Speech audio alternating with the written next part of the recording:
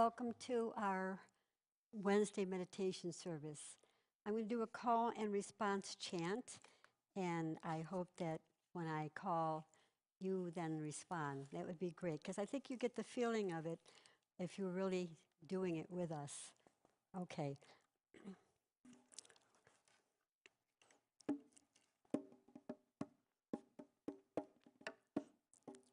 I am.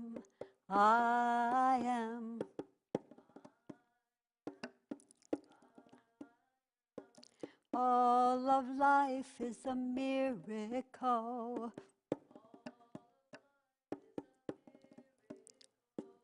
I am.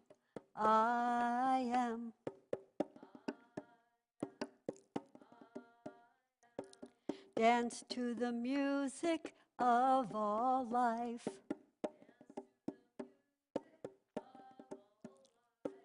I am.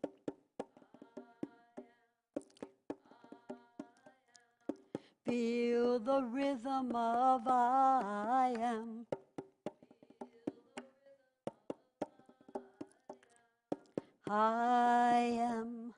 I am.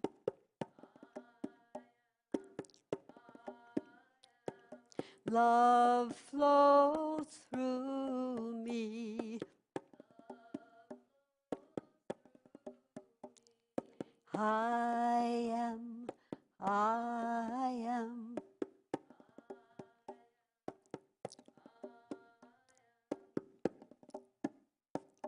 All creation is a miracle.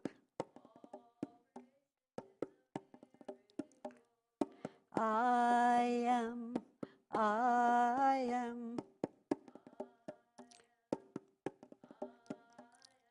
Sing to the music of all life.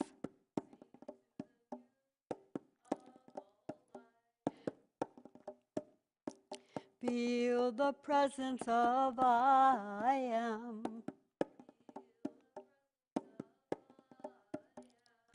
Peace flows through me. I am.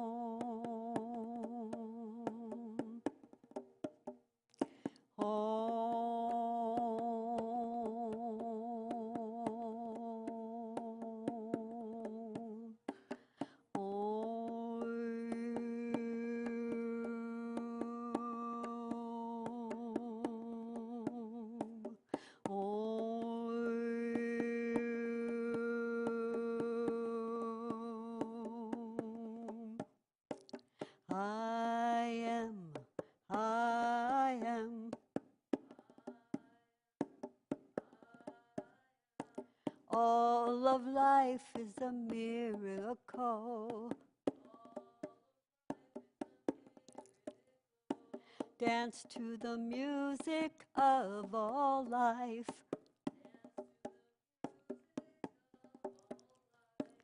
Feel the rhythm of I am. Love flows through me. I am.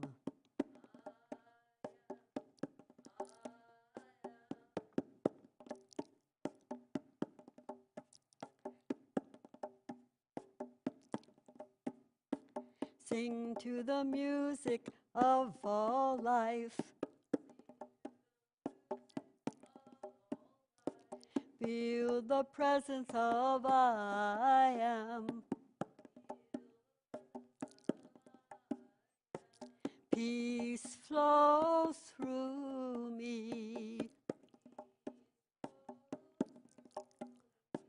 Love flows through me. I am, I am, I am. I am, I am, I am.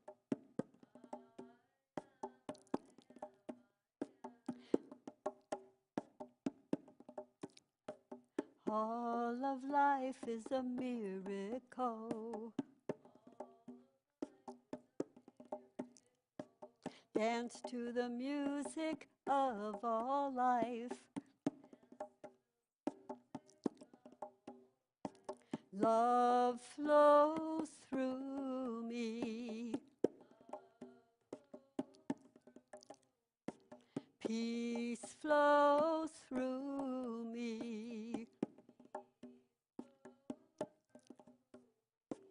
I am, I am, I am.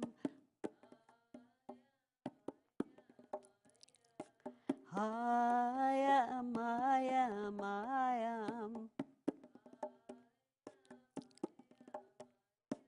I am, I am, I am.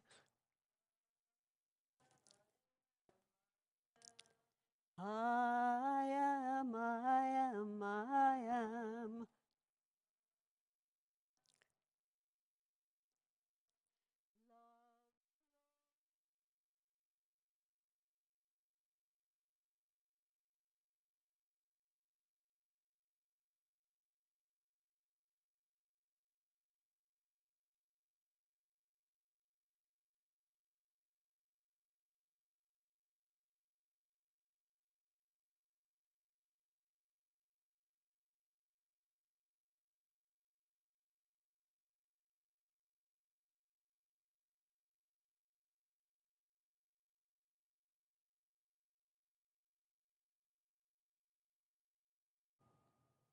Devoted people, possibly deranged people,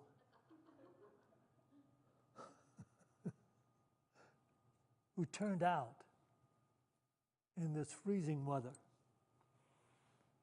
seeking the truth. You showed up on the right evening.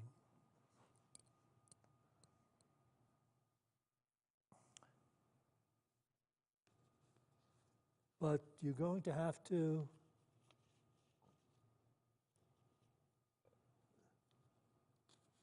flow with what is offered this evening.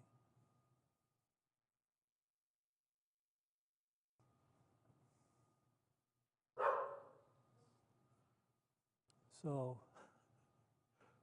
we have a dog here. Is that Sadie?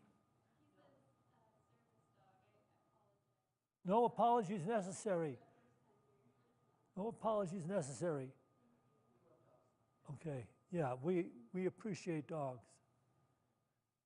All right.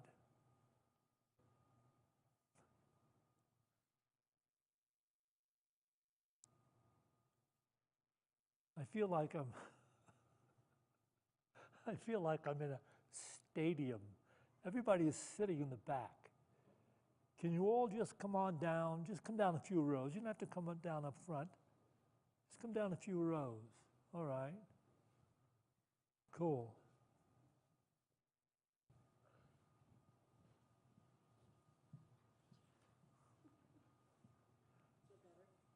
All right.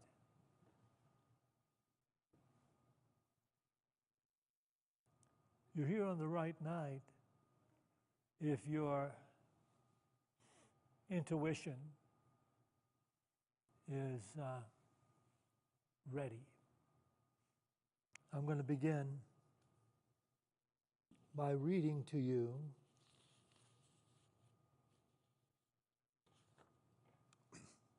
a a statement from the Tao Te Ching.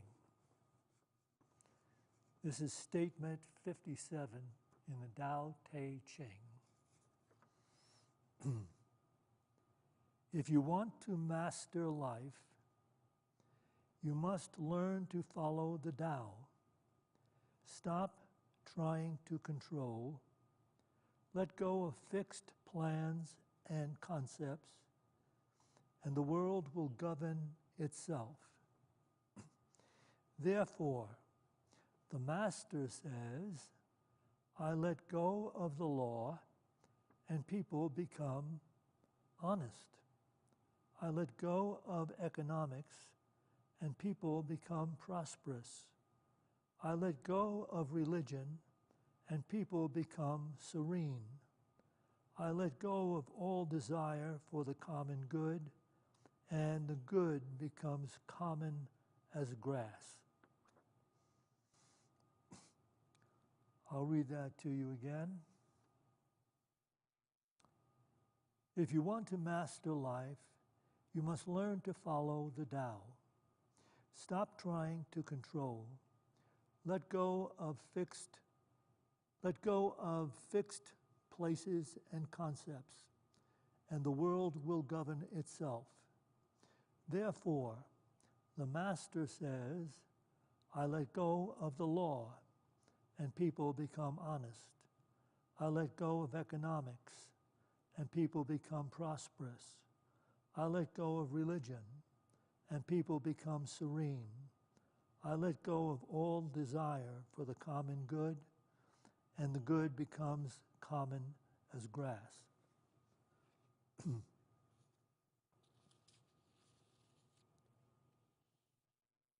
Can anyone seeking mastery over life trust the wisdom of a sage named Lao Tzu, who lived 2,500 years ago?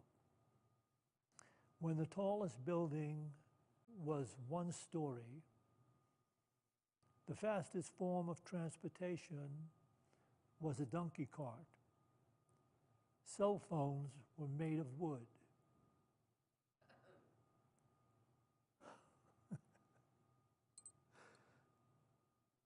And, okay, probably the best thing that could happen to us.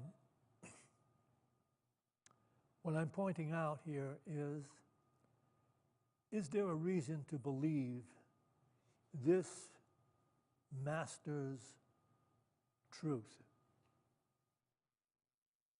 Let us describe the dilemma that the masters are always speaking to alleviate.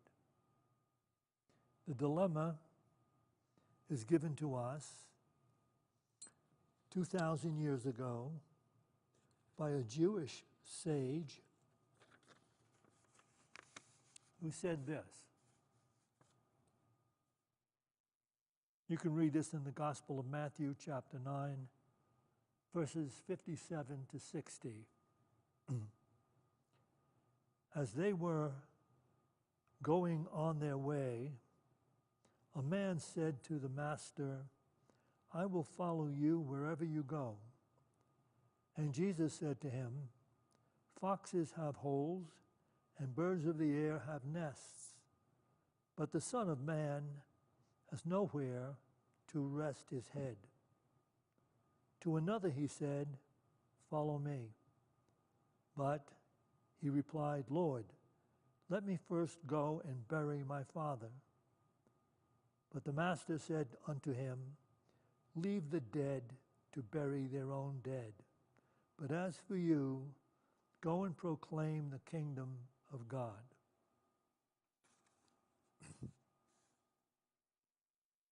This, of course, for people who really were not keenly interested in understanding the subtle depth of the teachings in the New Testament, just gloss over this and go on their way. This is too heady on a spiritual level for the person who is not devoted to the truth absolutely devoted to it. I'll read this to you again. As they were going on their way, a man said to the master, "I will follow you wherever you go." And Jesus said to him, "Foxes have holes, and birds of the air have nests, but the Son of Man has nowhere to rest his head."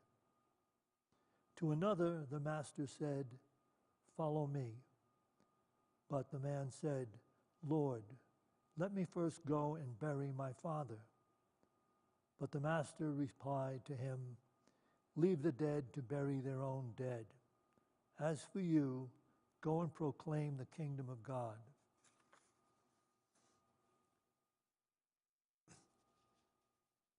Believe it or not, if you were to meditate on these passages, just what were shared, you ultimately would come into a revelation that is hard to come by in this world of ours that is distracted beyond belief by the media of the unenlightened world. So let's see if we can at least garner some understanding of these truths.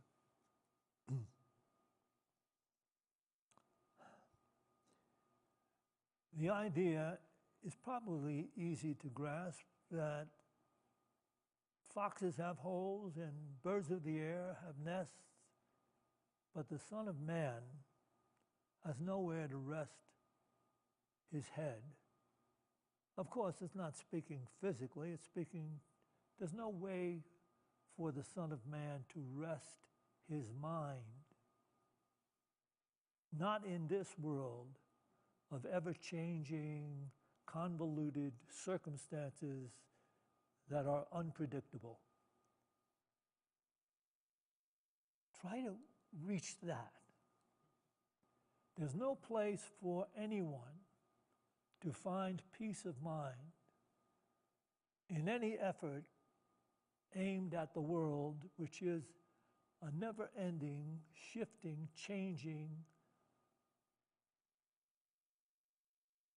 experience that is unpredictable.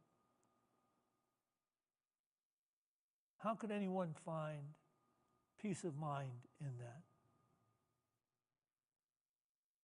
So, this particular story, this parable is saying,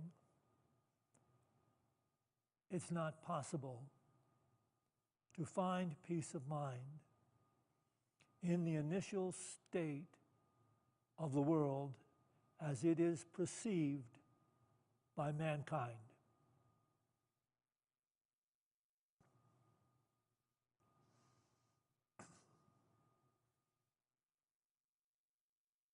Do you think that's true?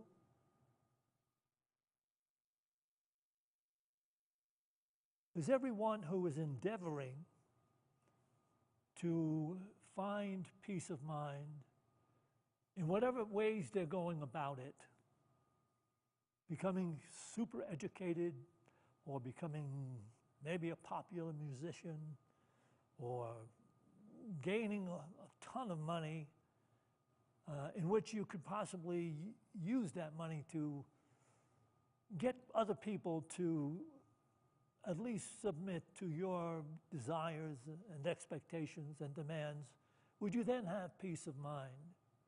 Do those people that have reached those levels of wealth demonstrate that peace of mind that is referred to as beyond the thinking of the world?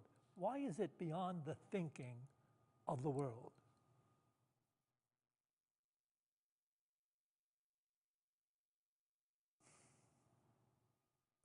Because the world is just what I said. A never-ending, convoluted, shifting, changing experiences that are unpredictable. So you may, in some way, gain a respite of peace, figure something out and it goes your way. Doesn't upend you right away, but goes your way for a brief period of time, but then something else is really there that's a problem. Peace of mind isn't sustained. It's not capable of being sustained. Why?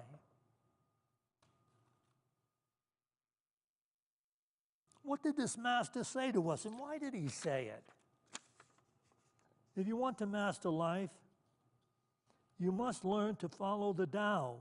Stop trying to control. Huh?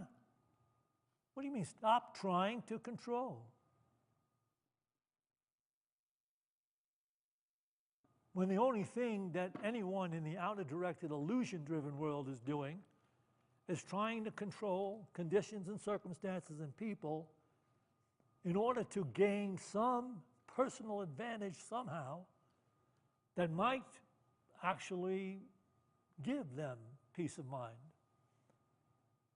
And yet, it doesn't seem that it ever occurs for anyone. That's why we are involved. You are here on a very cold night, possibly, because you are a devoted seeker. You'd really like to know what it means to be truly alive, to have lasting peace of mind. Okay, I want to approach the dilemma that Jesus spoke about, and he spoke about it in that tiny little scripture about the foxes and the birds. I want to approach it from a personal perspective. Over the years, I've had countless opportunities to witness the dilemma. I will share one when I had no thought of higher consciousness or enlightenment or awakening or even peace of mind. I had no thought of seeking peace of mind. I landed a job on Madison Avenue in an ad agency to write advertisements. I have to give you some background on this because it just sounds like I graduated from college or something and I just went into that business. It did not work that way. I never went to college. But I did submit a screenplay to a huge agency in New York City, and they had a lowly agent that was just starting out. And that agent gave me a call, and we talked, and he was going to try to promote this screenplay. But he said along the way, while we were for weeks dealing with each other, he said, oh, there's an ad agency looking for a copywriter, somebody to write advertisements that has kind of an original, unique look. They have a number of ad writers, but they simply they're kind of stale, and the head of the agency wants somebody fresh and new. Why don't you go and talk to them? All right, I'm not going to give you the whole story. It's in my book. But in any case, I got this job writing ads on Madison Avenue. And while I was doing that, I was also trying to get my first play, read.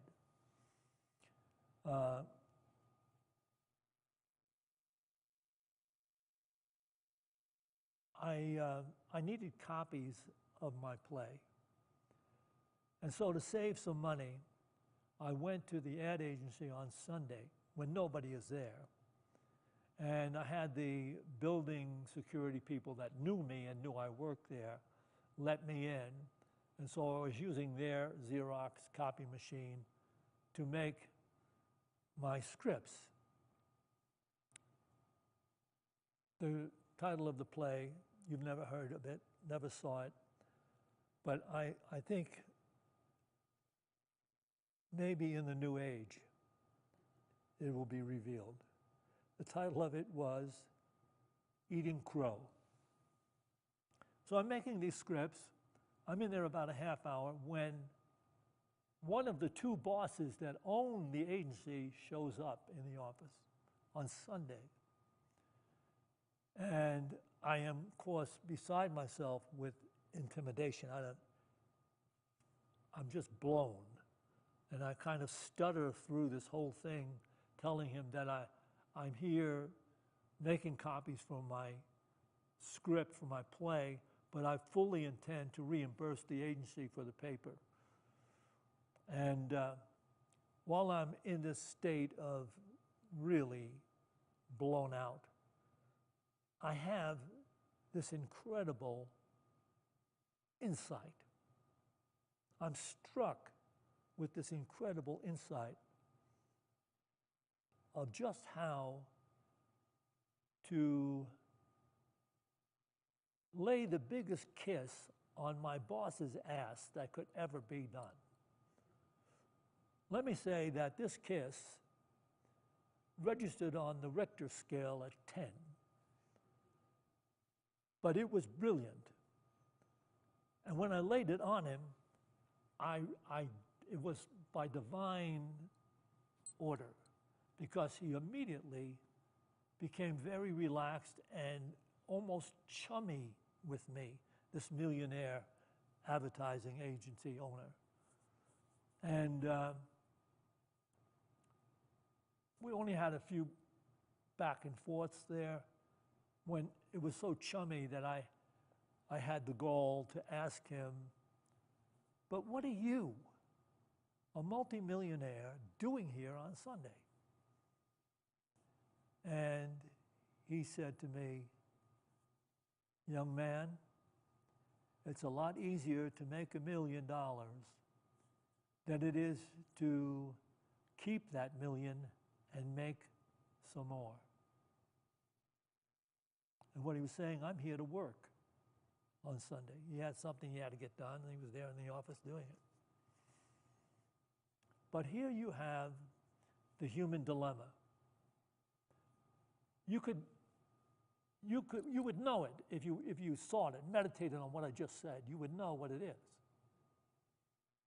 He's there. He's a multimillionaire. He's there on a day that nobody's there to work, on a day off. What is the dilemma?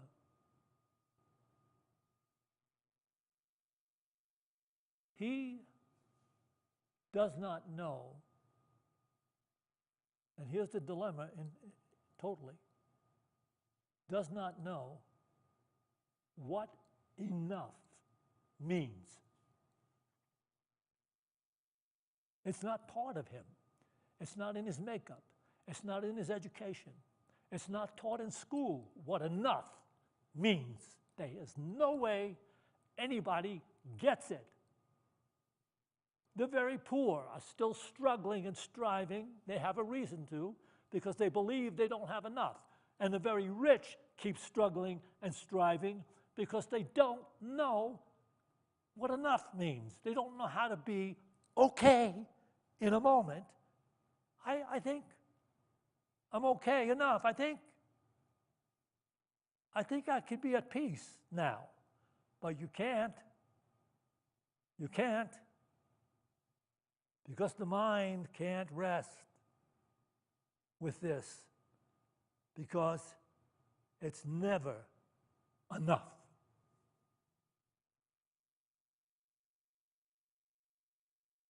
That's the human dilemma.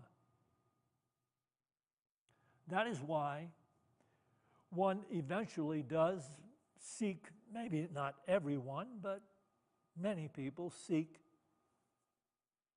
to understand a more spiritual outlook on things, to come to, or to go to India and find a guru, or maybe show up at Unity looking for, maybe there is a way to find peace of mind.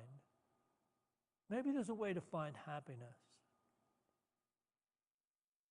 Can it be accomplished? what would be required?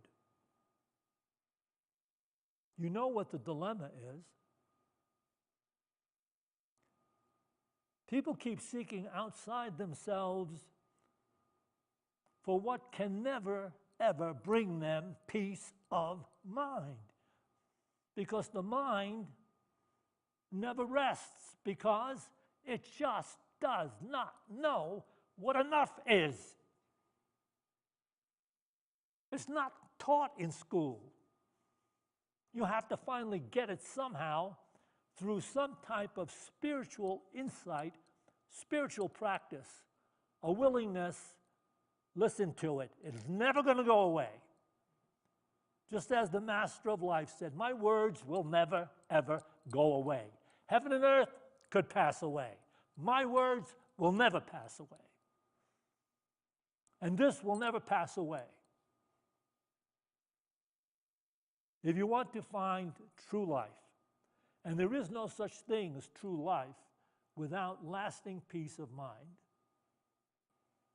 if you want to find that, that is your goal.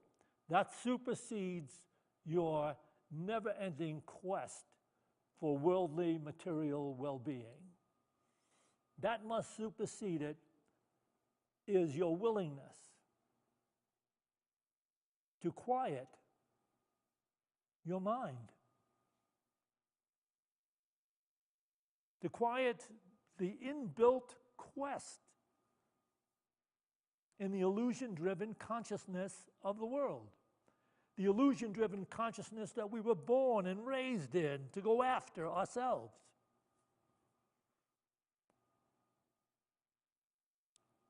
And the only way to come into that refined, beautiful, true life is having a willingness to meditate, to quiet the mind, to still it for moments from wanting, projecting, manipulating. Just be still. What did the Master say here? Look what happened when he said this.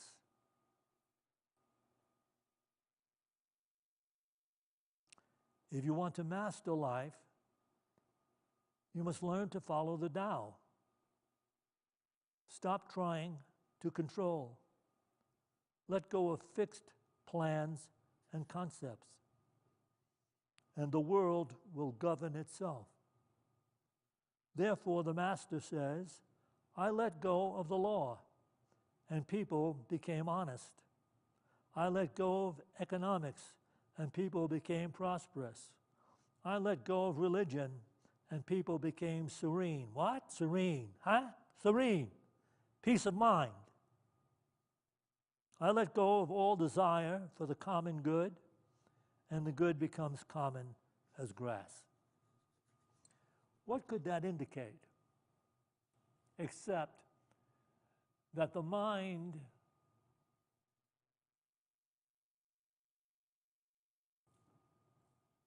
you embrace, you live in and from,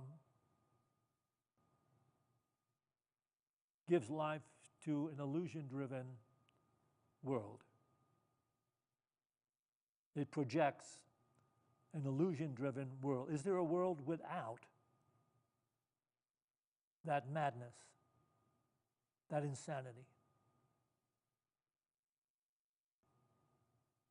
If there is not, then every master down through the ages has lied, including Jesus, including Buddha, including Lao Tzu. They lied.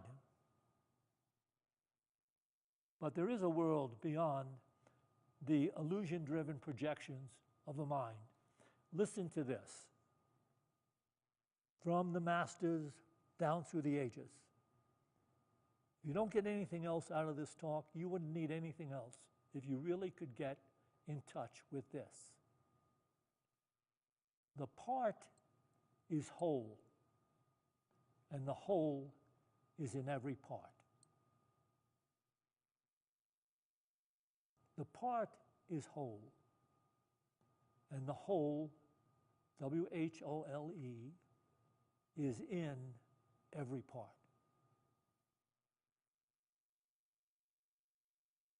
Well, I started off by saying, can we trust something that's been said by a sage 2,500 years ago? So we have to bring it up to date. And here it is in A Course in Miracles.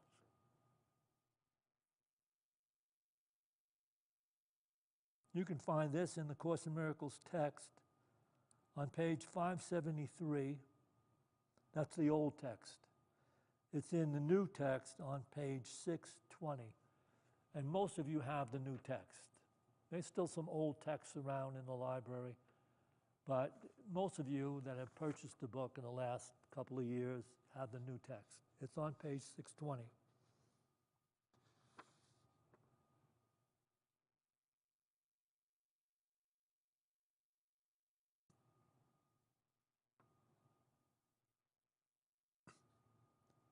Seek not outside yourself, for it will fail, and you will weep each time an idol falls.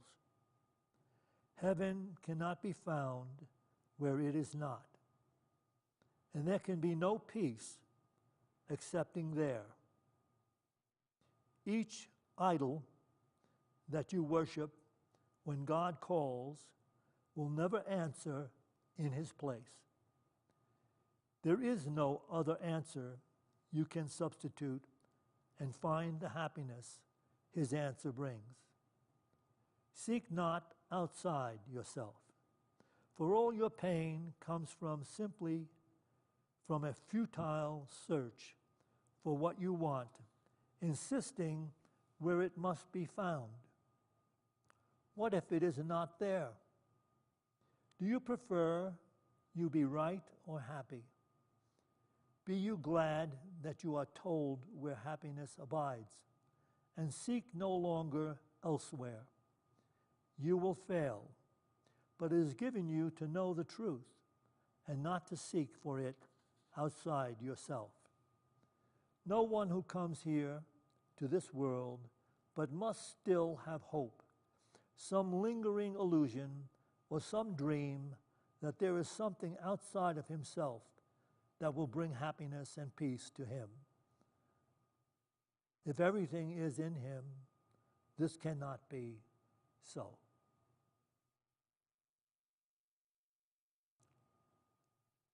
All right. I'll read it again. Seek not outside yourself, for it will fail, and you will weep each time an idol falls. Heaven cannot be found where it is not, and there can be no peace excepting there. Each idol that you worship when God calls will never answer in his place. There is no other answer you can substitute and find the happiness his answer brings. Seek not outside yourself, for all your pain comes simply from a futile search for what you want, insisting where it must be found. What if it is not there? Do you prefer that you be right or happy? Be you glad that you are told where happiness abides, and seek no longer elsewhere. You will fail, but it is given you to know the truth and not to seek for it outside yourself. No one who comes here to this world but must still have hope, some lingering illusion or some dream that there is something outside of himself that will bring happiness and peace to him. If everything is in him, this cannot be so.